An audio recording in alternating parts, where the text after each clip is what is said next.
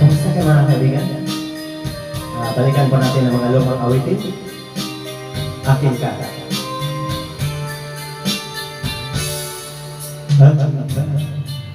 Kung di ka patukso sa iba, sapagkat sa pag-ibig ay ako'y kasama.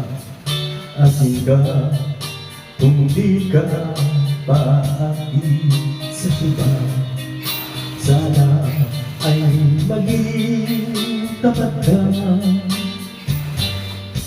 Akin ka ngayon, akin ka bukas, akin ka sa lahat ng